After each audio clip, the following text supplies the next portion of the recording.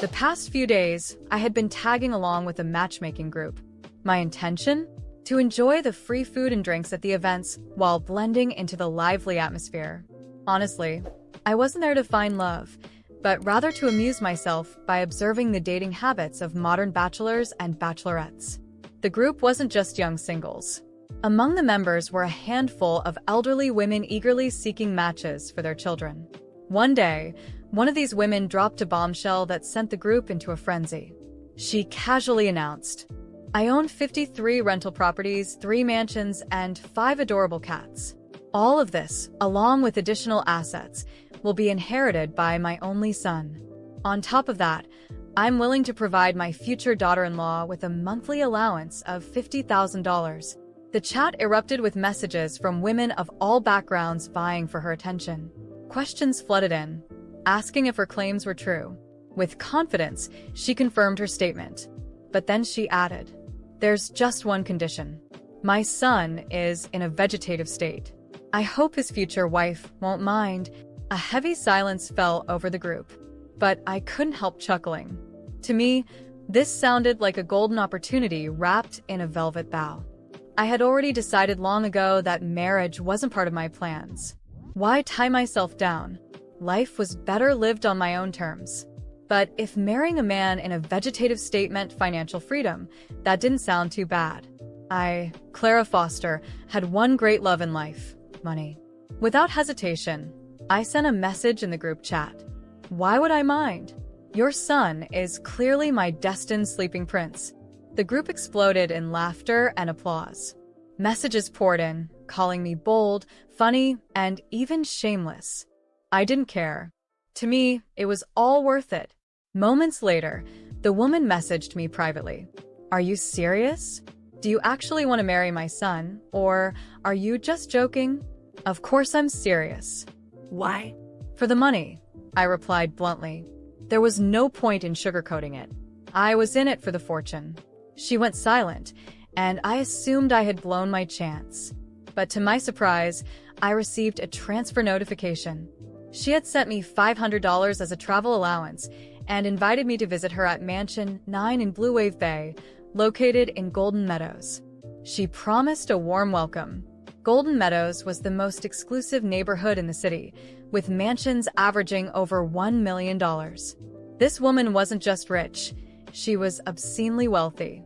Grinning, I shamelessly accepted the money and set off immediately. When I arrived at Mansion 9, I was greeted by an atmosphere of luxury and elegance. The mansion's exterior was stunning, with meticulously maintained gardens and an air of nobility that made me feel slightly out of place.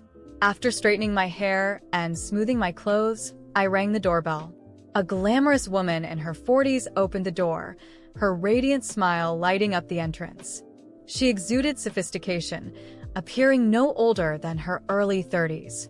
Her flawless skin and impeccable fashion sense made me feel like I was meeting a celebrity. "Hello, my name is Clara Foster," I introduced myself, extending a hand. "I'm a graduate of a prestigious Ivy League university currently preparing for the civil service examination." The woman, Olivia Harrington, shook my hand warmly, her eyes gleaming with approval. "You're young, beautiful, and accomplished." "Wonderful." After exchanging pleasantries, she invited me inside, pouring tea as we sat in the opulent living room. She asked about my background, family, work, and aspirations. My parents divorced when I was young, and neither of them kept in touch with me. "I've been on my own ever since," I explained. "As for work, I'm a fashion designer with an annual salary of around $100,000. Emily nodded thoughtfully, her expression difficult to read. She didn't push further, and soon motioned for me to follow her upstairs. "Are we going to meet my sleeping prince now?" I teased lightly. She smiled softly. "Yes." "My son is also my precious sleeping prince." We climbed to the 3rd floor and entered a bedroom. I wasn't expecting much. I had already steeled myself for a purely transactional relationship. I didn't need romance or affection. All I needed was to secure the arrangement and fulfill my part. But the moment I saw him, my breath caught. He lay peacefully on the bed, his long lashes casting delicate shadows on his cheeks. His features were so refined, they seemed like the work of a master sculptor. The sharp lines of his collarbones peeked out from under his shirt, exuding an almost ethereal elegance. My heart skipped a beat, and my mind raced. This is my prince. For the first time, I felt something more than ambition or greed. Was it excitement? Was it attraction? Whatever it was, one thing became clear. This was not going to be as straightforward as I had imagined. I never expected my sleeping prince to be so breathtakingly handsome. He looked like he had stepped out of a magazine. For years, I had been indifferent to men, but now everything seemed different. Perhaps the rumors were true. Appearances really did have a strange power over us. Emily, the poised woman at his bedside, gently held her son's hand, patting it softly as she glanced at me. Her voice was calm, but her eyes betrayed a deep sadness. "Isabella, this is my son, Marcus. His father passed away when he was just a child. I prayed for him to grow up strong and healthy, but fate had other plans." Her voice wavered, and tears filled her eyes as she stared at Marcus's still form. A wave of sympathy washed over me. Although I was here for selfish reasons, it was impossible not to feel the weight of this family's tragedy. "Maybe a miracle will happen, and Marcus will wake up," I said, attempting to offer a glimmer of hope. She shook her head, her lips quivering. "He's been under treatment for so long, and the doctors have confirmed that his condition is permanent." Her voice cracked, and fresh tears threatened to fall. Unable to find the right words, I chose to remain silent. After a while, Emily composed herself and led me back downstairs. "Isabella, if you're willing, you can move in now. Stay here for 6 months, and if you don't change your mind, we can talk about the marriage." I blinked, surprised. "Move in now?" "Yes. My commitments in Silver Lake have been delayed far too long, and I must leave soon. The staff will help you settle in. Treat this house as your own," she said with a reassuring smile. I glanced around at the opulent mansion. Moving in here felt like stepping into a dream. This place radiated luxury and comfort. "All right," I agreed with a nod. Her trust in me was unexpected, but I wasn't going to waste the opportunity. Emily smiled warmly. "Good. Since you're here for financial reasons, I'll need to conduct a full background check." "That's fine with you, isn't it?" What a straightforward woman. "Of course," I replied without hesitation. She shook my hand firmly. "You're honest, Isabella, and I like that about you." Over the past 2 years, I've met many potential daughters-in-law, but none of them felt right. "You're the first who seems genuine." Her words caught me off guard. "Genuine? Me?" Still, I managed a polite smile and nodded. "I'll leave everything to you. Just keep Marcus company, talk to him, and let the staff handle the rest. I'll transfer your allowance monthly," she added. I couldn't stop myself from nodding enthusiastically. That very day, Emily departed for Silver Lake, and I officially moved into the mansion with just a few bags. The butler and maids were indeed present, though they had little to do in such a well-maintained home. Most of the time, they lingered around idly, leaving me to my own devices. I chose the room next to Marcus's. It was bright and airy, with large windows that overlooked the garden, a perfect spot for relaxing or studying. After unpacking, I decided to visit Marcus. When I entered his room, he looked just as peaceful as before. In the soft light, his handsome features seemed even more striking. "What a waste," I murmured under my breath. "A prince like you doesn't belong in this state." Taking a seat by his bed, I introduced myself with a small grin. "Hello, Mr. Marcus. It's a pleasure to meet you. I'm Isabella Foster, your future wife. From today onwards, I'll be taking care of you." As expected, he didn't respond. Later, I returned to my room and pulled out my laptop. Curiosity got the better of me, and I started researching vegetative states. I learned there were 3 types. One where patients had minimal consciousness, another where they could open their eyes subconsciously but remained unaware, and the last, a permanent vegetative state, where no consciousness remained at all. Unfortunately, Marcus fell into the 3rd category. I also looked into the chances of recovery. While there were cases of miraculous recoveries, They were incredibly rare, 1 in a million, at best. Techniques like stimulation and massage could offer slight improvement, but the odds were practically non-existent. With a sigh, I closed the laptop. A 1 in a million chance was as good as no chance at all. A faint cough startled me, pulling me from my thoughts. The cough had startled me, but I dismissed it as a coincidence. Perhaps one of the staff had been passing by, and I had simply overreacted. Still, the unease lingered. The next day, I woke up early and decided to visit Marcus again. His room was as silent as ever, and he lay there, motionless, with the same serene expression. I sat by his side, observing his face for a long moment. It was hard to believe that someone so incredibly beautiful could be trapped in a body without consciousness. Hesitantly, I took his hand and spoke softly. "I know you can't hear me, but I hope, in some way, you can feel that I'm here." I brushed my fingers across his forehead, a reflexive gesture, and was struck by the smoothness of his skin. "You don't deserve this," I muttered, more to myself than to him. "I know I'm here for selfish reasons. I'm doing this for the money. But maybe, in some way, this is better than nothing. Maybe you know, deep down, that someone is here for you." Over the following days, my routine began to revolve around Marcus. In the mornings, I would visit him, talk about mundane things, and read aloud from whatever book I could find in the house. In the afternoons, I took time for myself, strolling through the gardens or attempting to study, though my thoughts often wandered. At night, before bed, I would stop by his room for a brief goodnight conversation. One evening, as I was saying goodbye, I noticed something odd. His hand felt warmer than usual. It was subtle, but it caught my attention. I told myself it was nothing, just my imagination. Yet that night, I dreamed of him. In the dream, Marcus opened his eyes and smiled at me. His smile was warm, almost radiant, and though his lips moved, I couldn't understand what he was saying.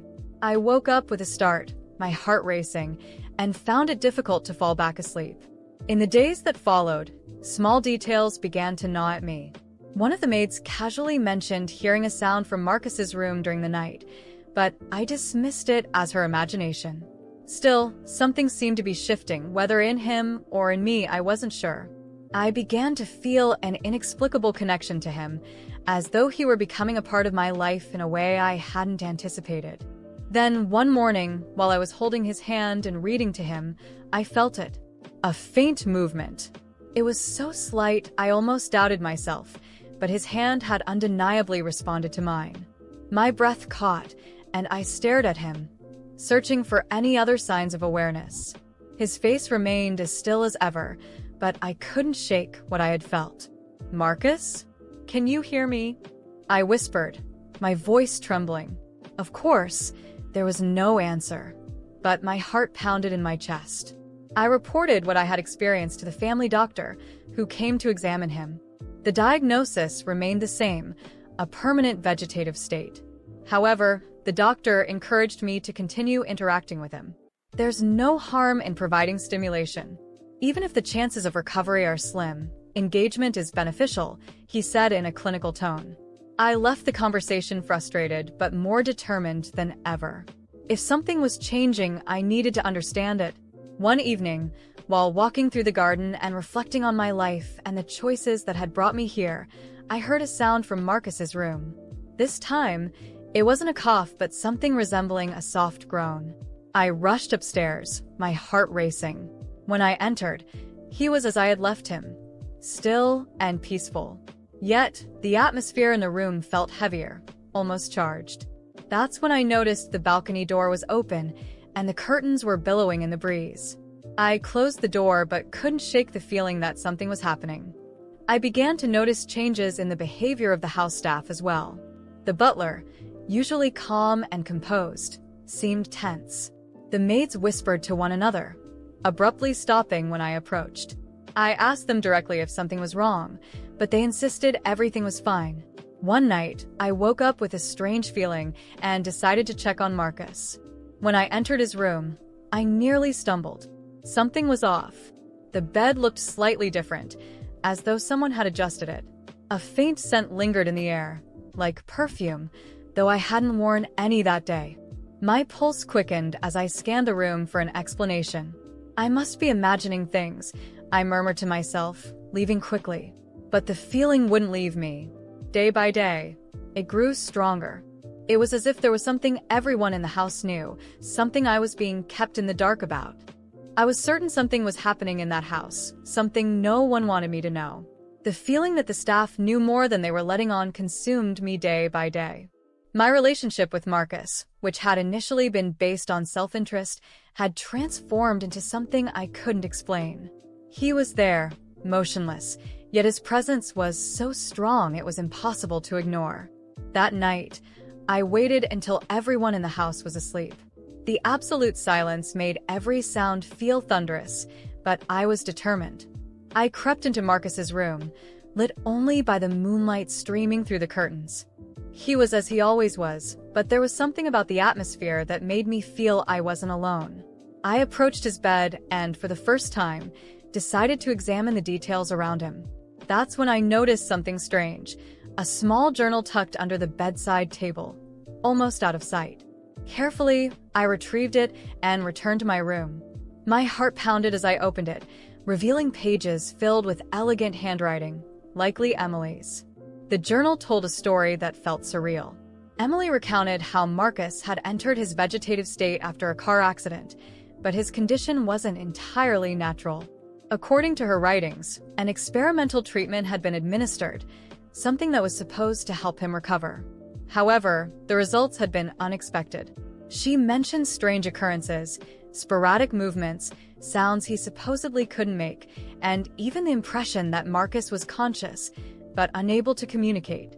The final entries were chilling. Marcus is trapped between two worlds. It's not just his body that's still, his mind is fighting. He's not completely here, but he hasn't left either. The doctors don't believe me, but I know he's trying to come back. I closed the journal, my mind racing. I needed answers. I returned to Marcus's room, a mix of fear and determination driving me. Sitting beside him, I took his hand and spoke softly. Marcus, if you're here, if you can hear me, give me a sign. Nothing happened. The room remained silent except for the sound of my rapid heartbeat. But then, suddenly, I felt a faint squeeze on my hand. It was so quick I almost doubted it, but the certainty struck me like lightning. He was trying to communicate. In the days that followed, I watched Marcus more closely. I spoke to him more often, encouraging him to respond. Small signs began to emerge, a slight twitch of a finger, the faintest sound of a sigh. I knew something was changing. The staff began to notice my persistence and grew more reserved, as though they feared I was uncovering something they wanted to remain hidden. Then Emily returned to the mansion unexpectedly.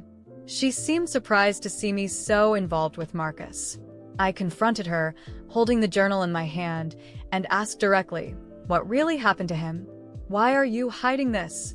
Emily hesitated, but finally broke down. You wouldn't understand. I did everything for him.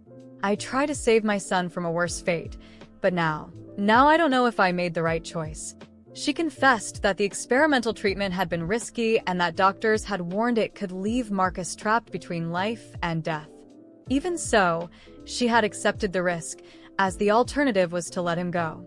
Her admission shook me, but it also steeled my resolve. If there's any part of Marcus still here, I'm going to bring him back, I promised.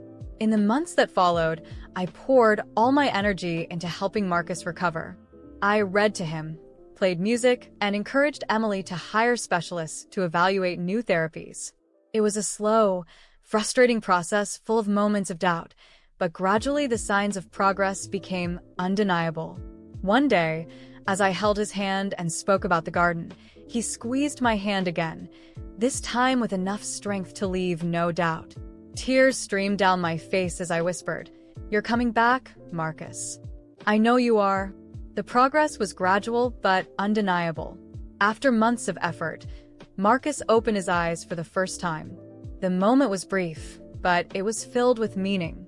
His gaze met mine, and for a second, it felt as though everything around us had stopped. He tried to speak, but only a raspy sound came out. Even so, it was enough to fill me with hope.